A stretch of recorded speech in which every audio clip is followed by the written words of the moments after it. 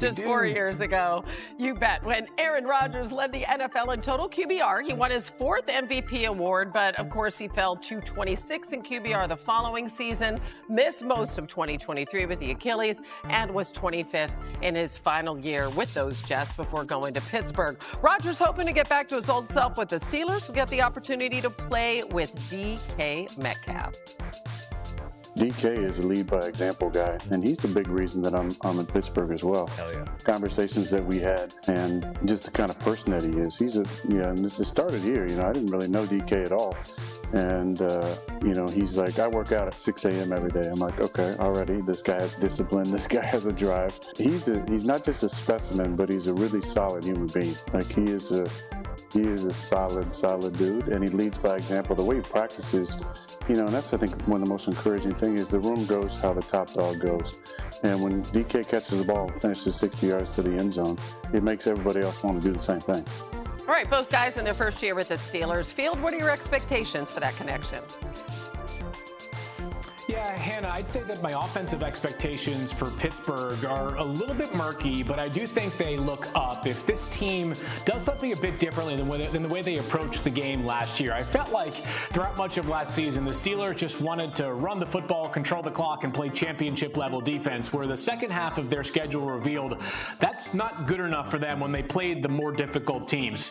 DK Metcalf doesn't just lead by example, as Aaron Rodgers said. He leads in terms of explosiveness, as no player had more 20-plus yard completions last season. Aaron Rodgers was tied for the 8th most completions of 20 or more yards in the NFL last year, and tied for 14th in terms of completion percentages on those throws down the field. Aaron Rodgers is certainly a capable downfield thrower. I want to see this team, who, by the way, forked over a $150+ million extension to DK Metcalf as part of the trade, say we are putting our money where our mouth is, and say we're going to feature this player down the field who inarguably is one of the most unique in this entire regard in the league, because when you're playing the Baltimores and the Kansas Cities and the Buffaloes of the AFC, just playing great defense isn't enough. You have to be complementary in offense, and the Steelers showed down the stretch last year they simply weren't close enough to that.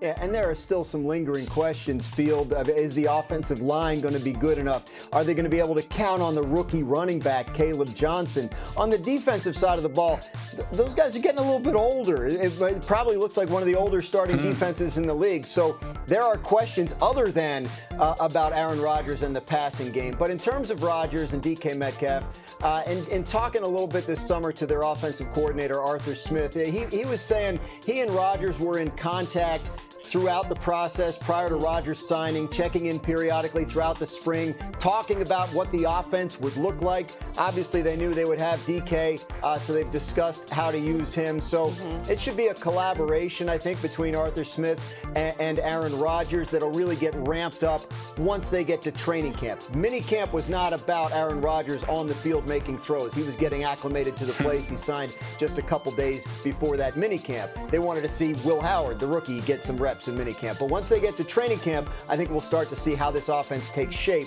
with Arthur Smith and Aaron Rodgers. Yeah, let's hope that is a collaboration, Dan, because we have seen in the past Aaron Rodgers not be on the same page with his coaches in terms of play calling. All right, time now for some top stories. Let's stay there in Pittsburgh. TJ Watt, Graz, what do we know? TJ Watt, 1 year left on his contract, looking for a contract extension, still doesn't have one.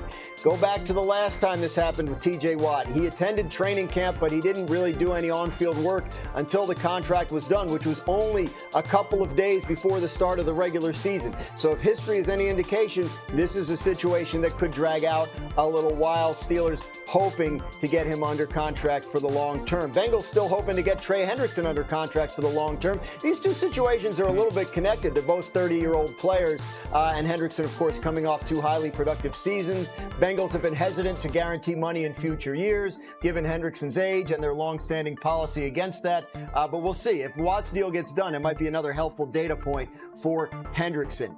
Former Ravens kicker Justin Tucker, who is now not with any team, is a free agent. The NFL announced yesterday Tucker was suspended for the first 10 weeks of this coming season.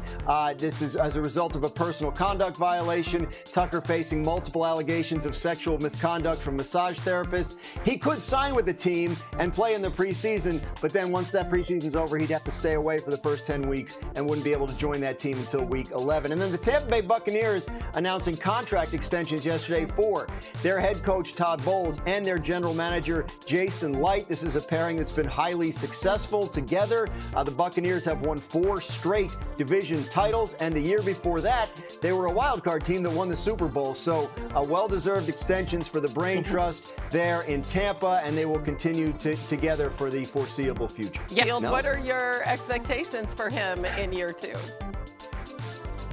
Yeah, Hannah, they're high. Both showed some really good things on film this past season. I thought his downfield vertical passing was excellent in the second half of last year, but I don't think we talked nearly enough about the Broncos' offensive line, which is in a league that is covered so exhaustively, not something you can say very often, but they were the #1 NFL offensive line in not just run block win rate, but also pass block win rate, and by a lot. They were at 74% last year. Only one other team in the league was even above 70. That was the Vikings at 72.2%. They have all 5 starters expected back this year for that offensive line. They reinvested in veteran left tackle Garrett Bowles. To me, a lot of reasons to be optimistic about this Denver team, because a position that we always find ourselves talking about where teams don't have enough talent or enough depth in October, November, and December, the Broncos are about as well positioned as anybody in the entire league at that offensive line spot. I think you're absolutely right, Field. I think their roster is loaded. When you look at what they've done here since Sean Payton got there, I mean, like the young receivers they've drafted to go with Cortland Sutton. You mentioned the offensive line. They bring in Evan Ingram, the tight end. He should be a huge help to Bo Nix. Overhaul the running game with J.K. Dobbins and their second-round pick, R.J. Harvey. The defense adds 2 guys from the 49ers, Dre Greenlaw and Talanoa Hufanga, to a defense that already includes the Defensive Player of the Year in Pat Surtain and another guy, Nick Bonito, that finished in the top 10 in Defensive Player of the Year voting. We talked about the Chargers earlier. I think the biggest threat to the Chiefs in their division is this Denver Broncos team. Yeah, I would agree with that. And Mina Kimes, she rated the top defenses, and she had the Broncos at #1 going into the season. Adam Schefter is bringing us his take on some of the biggest storylines of the NFL offseason. And today, he takes us inside the Lions offseason, which has come with a lot of changes.